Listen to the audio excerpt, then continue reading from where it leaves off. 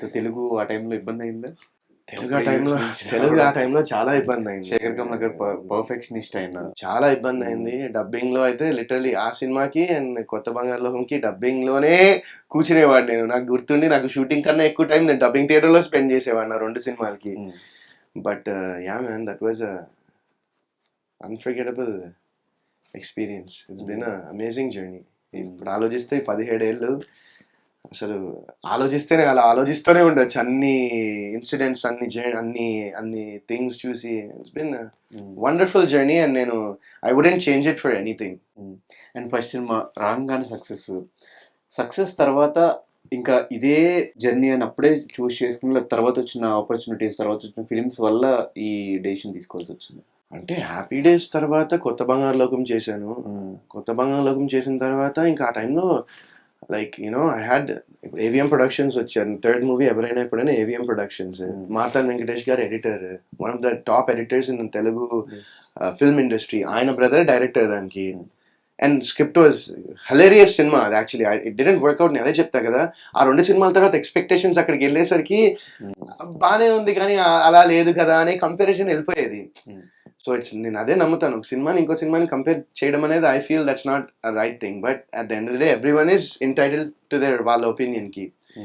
So ఆ cinema ఎవరైనా ఎప్పుడైన తర్వాత కుర్రోడు was Gemini Films and super good. They did that film together. Polladhavan remake, Dhanush garu, Vetri Maran గారు డైరెక్టర్. బ్లాక్ బస్టర్ సినిమా అది.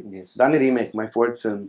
And then I did Maro Charitra, which was obviously మళ్ళీ మ్యాగ్నీ ఎంటర్టైన్మెంట్స్ అండ్ దిల్ రాజు గారు, రవి యాదవ్, రేస్ 2 ఇలాంటి సినిమాలు ఎన్నో సినిమాటోగ్రఫీ చేసిన బాలీవుడ్ లో one of the best cameramens ఆయన వచ్చి ఇక్కడ తెలుగులో డైరెక్ట్ చేశారు. అండ్ మరో చేత తర్వాత హ్యాపీగా వాజ్ సిరివెన్నెల సీతారాం శాస్త్రి గారు సింగిల్ కార్డ్, మణిశర్మ గారి మ్యూజిక్.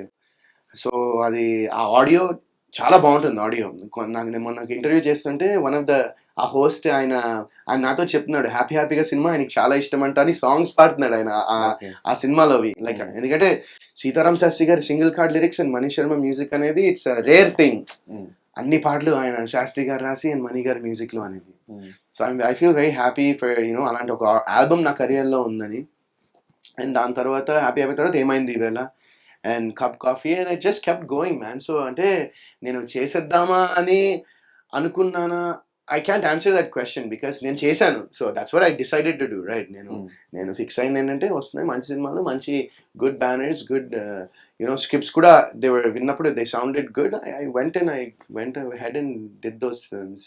అదే నాకు తెలిసి మీరు స్క్రిప్ట్ మీద ఫోకస్ కంటే ఎక్కువ టెక్నీషియన్స్ మీద, అంటే టెక్నీషియన్స్ నేను స్క్రిప్ట్ మీద అంటే నాకు అప్పుడు చెప్పాను కదా 18 years. కొత్త బంగారు లోకం రిలీజ్ అప్పుడు నాకు 19 years. I was a teenager అప్పుడు.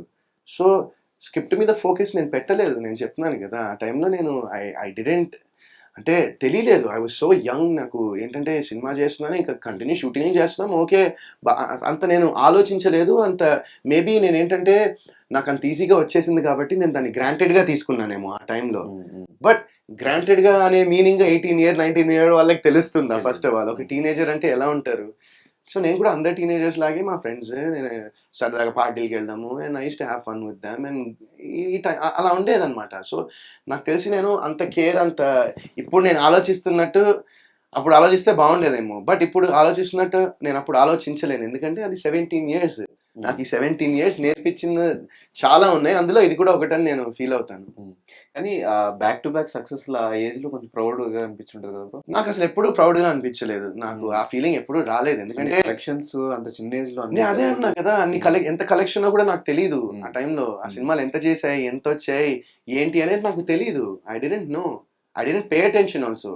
నేను షూటింగ్ చేస్తున్నానా, లేచాను, షూటింగ్కి వెళ్తున్నానా, ఓకే, బిజీ ఉన్నానా, ఖాళీగా ఉన్న టైంలో ఇక్కడికి వెళ్ళానా, లేకపోతే ఆ ట్రిప్ వెళ్ళానా, లేకపోతే ఇంకో కంట్రీ వెళ్ళానా, ఇలానే ఉండేది. I didn't focus and put that much effort and ఏమంటారు అదే గ్రాంటెడ్కి తీసుకున్నాను అనిపిస్తుంది నాకు. అంటే దాని విలువ, దాని వాల్యూ, అంటే ఒక సక్సెస్ఫుల్ సినిమా ఇచ్చిన తర్వాత ఒక బాధ్యత, ఒక రెస్పాన్సిబిలిటీ, మనము ఆ రెస్పాన్సిబిలిటీ అండ్ బాధ్యత నాకు తెలియలేదు ఆ టైంలో. ఆనెస్ట్గా చెప్తున్నాను, నాకు తెలియలేదు. I was two young, I was two immature. I was a kid man అంతే. బట్ ఒకవేళ ఆ సినిమాలు కనుక అప్పట్లో సోషల్ మీడియా లేదు కాబట్టి పెద్దగా, ఇప్పుడు రీల్స్, ఇప్పుడు సోషల్ మీడియా వచ్చేసిన తర్వాత ప్రతి సినిమా సాంగ్స్, డైలాగ్స్ అంత వైరల్ అవుతాయి. ఒకవేళ ఆ 2 సినిమాలు ఈ టైంలో రిలీజ్ అయ్యి ఉంటే ఏమై ఉండేది? ఏమై ఉంటుంది మేబీ 100 కోట్ల సినిమాలు అయ్యేమో, ఏం Easy. చెప్తాను. మేబీ అంటే ఆ సినిమాకి ఉన్న రీచ్, ఎందుకంటే హ్యాపీ డేస్ అండ్ కొత్త బంగారు లోకం దే యూనివర్సల్ సబ్జెక్ట్స్ అవి. ఎస్. అవి ఏంటంటే అందరూ కనెక్ట్ అవుతారు, ఓన్లీ మన తెలుగు వాళ్ళే కాకుండా దే యూనివర్సల్ సబ్జెక్ట్స్ అవి. అవి ఆ స్టోరీస్ విన్న తర్వాత యూ ఫీల్ అది మనలో చందు మన ఇండియాలోనే కాదు, ఇక్కడ ప్రతి చోట ఉంటాడు. ఒక జపాన్ చైనాలో ఉంటాడు, ఒక యుఎస్లో ఉంటాడు, ఒక ఆస్ట్రేలియాలో ఉంటాడు, ఒక లండన్లో, ఎనీ కంట్రీ ఎనీ ప్లేస్లో ఒక చందు కానీ, ఒక రాజేష్ కానీ, ఒక టైసన్ కానీ ఇలాంటి వాళ్ళు ఉంటారు. ఉమ్. సో దట్ ఏమవుతుందంటే ఆటోమేటిక్గా అపీల్ ఎక్కువ పెరిగిపోతుంది, రైట్? అండ్ కొత్త బంగారు లోకం ఏంటంటే అదొక ఎమోషన్, ఒక ఒక లవ్ ఎమోషన్. ఆ లవ్ ఎమోషన్ బిట్వీన్ ఒక టూ లవర్స్ అండ్ ఒక ఫాదర్ అండ్ సన్, ఒక మదర్ అండ్ సన్, అండ్ ఒక డాటర్ మీద వాళ్ళ ఫాదర్కి ఉన్న, it's a love story with beautiful emotions. So love is not just ఏంటంటే బాలు స్వప్నది లవ్ కాదు ఆ సినిమాలో. It's filled with love. Yes. Cinema మొత్తం లవ్ తో నిండిపోయి ఉంటుంది. ఎస్. అండ్ ఆ ఎమోషన్ అనేది, అండ్ ఫాదర్ ఎమోషన్ అనేది, ఇట్స్ వన్స్ అగైన్ ఒక యూనివర్సల్ సబ్జెక్ట్ అవి. సో ఇలాంటివి ఏంటంటే అపీల్ అయిపోతాయి జనాలకి, they get connected to it I feel. So ఈ టైంలో ఆ సినిమాలు వచ్చింటే డెఫినెట్ గా they would have been sensational. అప్పుడు ఎంత సెన్సేషన్ క్రియేట్ చేశాయో ఇప్పుడు కూడా అంతే సెన్సేషన్ క్రియేట్ చేస్తాయి. కాకపోతే ఏంటంటే అప్పుడు సోషల్ మీడియా అంత లేదు. ఎస్. ఇప్పుడు నువ్వు అన్నట్టు సోషల్ మీడియా ఉంటే ఆ రీల్స్ కానీ సాంగ్స్ ఇంకా వైరల్ అయ్యేవేమో, ఇంకా వ్యూస్ వచ్చేవి, ఇంకా collections and everything would have been more. నాకు అనిపిస్తూ ఉంటుంది ఆరెంజ్ సినిమా ఒకటి, ఆ కొత్త బంగారు లోకము, హ్యాపీ డేస్, ఇలాంటి సినిమాలు, ఈ సాంగ్స్ ఇవంతా ఈ టైంలో వచ్చుంటే భయంకరంగా వైరల్ అయ్యేమో అప్పుడప్పుడు అనిపిస్తుంది. మేము మొన్న హ్యాపీ డేస్ రిలీజ్ అయితే బ్రహ్మరాంబ థియేటర్కి వెళ్ళాను నేను, మా వితిక అండ్ మా డైరెక్టర్ రాజేష్ గారు కూడా వచ్చారు, అండ్ మా నిందా టీంలో కొంతమంది మెంబర్స్ అందరం. మార్నింగ్ 8 o'clock షో అనుకుంటా, 8 o'clock షోకి మేము థియేటర్కి వెళ్ళి చూసాము. అంటే వాళ్ళు ముందర వెళ్ళారు, నేను కొంచెం ఇంటర్వెల్ ఆ టైంకి నేను వెళ్ళాను. ఓ మై గాడ్, అసలు రెస్పాన్స్ అయితే నేను సినిమా థియేటర్కి వెళ్ళినట్లేదు, నేను ఒక కాన్సర్ట్కి వెళ్ళినట్టు ఉంది లిటరల్ గా. డైలాగ్స్ విన్నాము, లేకపోతే సాంగ్స్ విన్నాము, అంటే అసలు కార్తిక్ వాయిస్ వినిపించట్లేదు సాంగ్స్ పాడుతుంటే, మొత్తం ఇంకా ఆడియన్సే పాడేస్తున్నారు.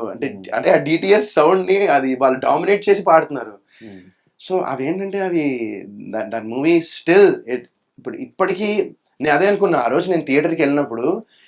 అందరూ ఫోన్స్ తీసుకుని అందరూ రికార్డ్ చేస్తున్నారు, అందరూ పాడుతున్నారు, డైలాగులు చెప్పేస్తున్నారు. బట్ వాళ్ళంతా ఏంటంటే హ్యాపీ డేస్ అనే సినిమా రిలీజ్ అయినప్పుడు వాళ్ళందరికీ మేబీ 5 ఏళ్ళు 6 ఏళ్ళు 4 5 years 6 years ఉంటారేమో. సో అలాంటి వాళ్ళు ఇప్పుడు కూడా ఎంజాయ్ చేస్తున్నారంటే ఆ సినిమాలో ఒక మ్యాజిక్ అనేది ఉంది సినిమాలో. ఇప్పటికీ మీ గురించి ప్రతిసారి ఎక్కడ టాపిక్ వచ్చినా కూడా మాట్లాడుకున్న 2 సినిమాలు అవే. దట్స్ లైక్ నేను అదే చెప్తాను, అది ఒకటి లెఫ్ట్ ఐ ఒకటి రైట్ ఐ లాగా నాకు అది.